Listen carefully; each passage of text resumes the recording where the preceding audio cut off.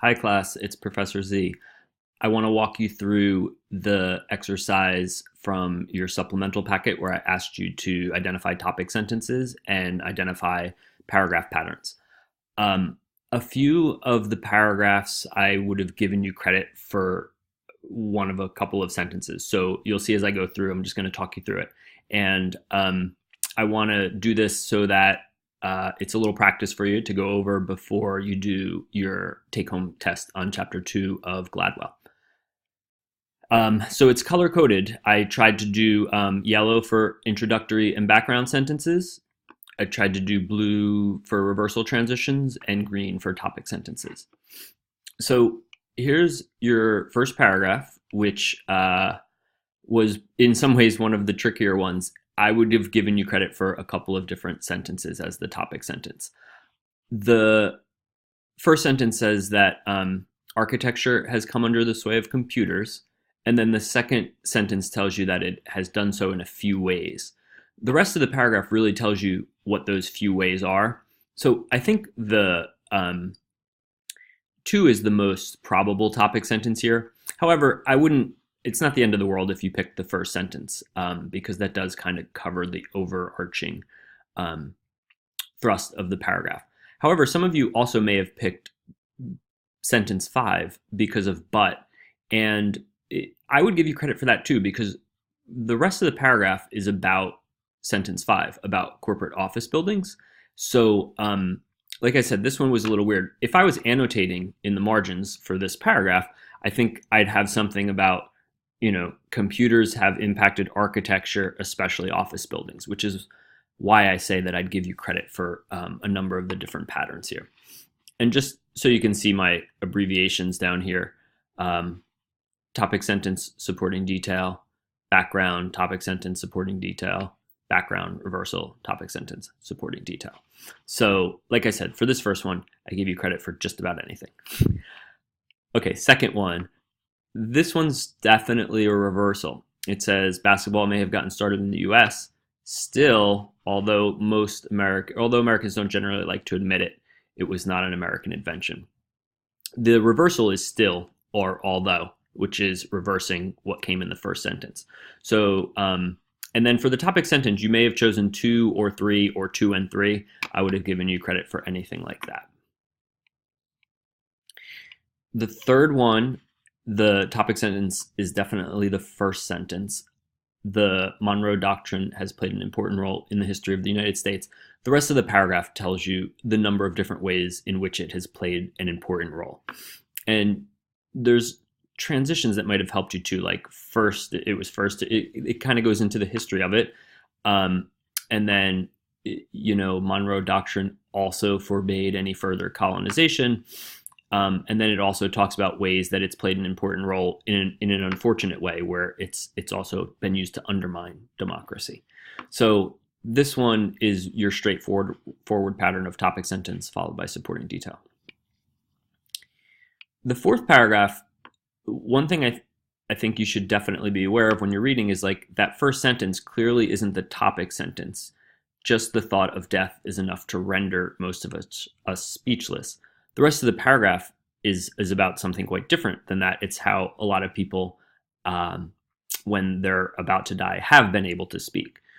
And this one had a reversal, yet, which reversed that first sentence and then gave you your topic sentence. Some have kept their wits about them.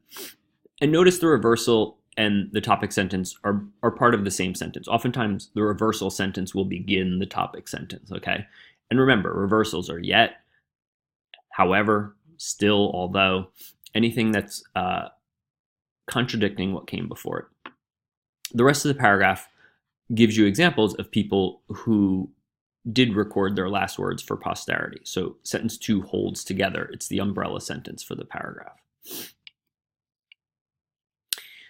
The fifth one, I would have given you credit for 1 and 2 or 2. So if you said topic sentence followed by supporting details or background topic sentence supporting details, either of those I'd give you credit for.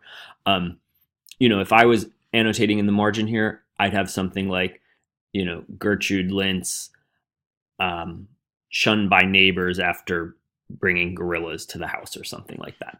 The rest of the paragraph mostly talks about gorillas, so I might be more inclined to choose 2 and have 1 as background, but I could definitely see a case for 1 and 2 both being topic sentences. And sometimes you'll just have 2 sentences that work in tandem as a topic sentence, so you have 2 topic sentences.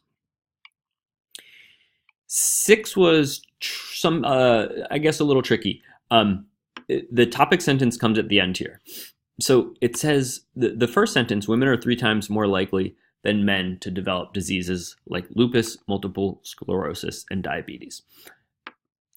The second one moves on to talking about sexually transmitted diseases. The third one talks about smoking. So right away you notice that each of these sentences is talking about something different. None of those sentences individually could be a topic sentence for the entire paragraph. It's not until the end where it says, true, women live much longer than men, but when it comes to a number of serious diseases, they're at an obvious disadvantage, that you get the sentence that holds it all together, that they are at an obvious disadvantage in regards to these different diseases. You could even make the case here, some of you may have said the last sentence was the topic sentence, and you may have also said it was like background, reversal, topic sentence, because it kind of is, because it says women do live longer, but being a reversal, when it comes to a number of serious diseases, they're at an obvious disadvantage. That would have been legitimate if you called it that pattern. Okay, and then in the last few, you'll notice there's going to be a couple of reversals. So this paragraph 7 about trial by jury, it starts by saying it's a cherished part of our legal system. That's giving you background. And then in the second sentence, it's going to make its claim about the legal system. So it says yet, which is your red flag that you've got a reversal. That is the reversal. And then it tells you the point. Few people realize that juries are open to manipulation. The rest of the paragraph lays out the different ways that juries can be manipulated. So that one would be background, reversal, topic sentence, supporting details. I hope seeing the patterns over and over helps them to sink in. Okay, 8. Current research suggests that traditional beliefs about what makes for a happy marriage and satisfied life may be just wide of the mark. Yes, financial security, a happy marriage, and a large circle of friends do contribute to contentment. Still, the biggest contributor to personal happiness seems to be a person's temperament or personality. What you'll notice, this word temperament comes up in the 4th sentence, and then the rest of the paragraph is talking about temperament. You see temperament again here. So it starts by talking about the larger context, right? Traditional beliefs about what makes one happy. And then the second sentence says, yes, it's true, like there are a number of things that lead to happiness. But then the third sentence focuses in. It says, actually, the biggest thing is temperament. And the rest of the paragraph's about temperament. So, if I was annotating this paragraph, I'd really want to make clear that this paragraph focused on how temperament is the biggest contributor to personal happiness. So that's why the third sentence would be the topic sentence. And I would say that still is a reversal. So you've got background, reversal, topic sentence, supporting details. So for 9, you may have chosen 1 or 2 or 1 and 2. It starts by saying thousands of Americans share Larry Wood's sentiment. And then the second sentence goes on to define what that sentiment is.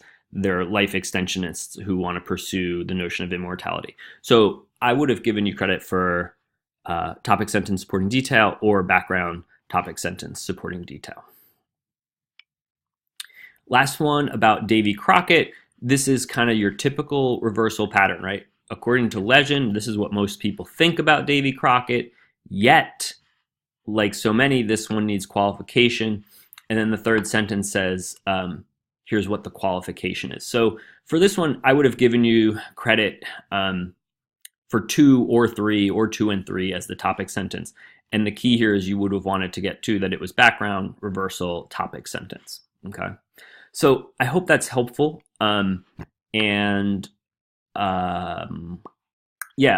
thing is, I really want you to get good at being able to hone in on what the main point of a paragraph is and seeing how the different sentences work together. Which one is the point and which sentences are supporting that point.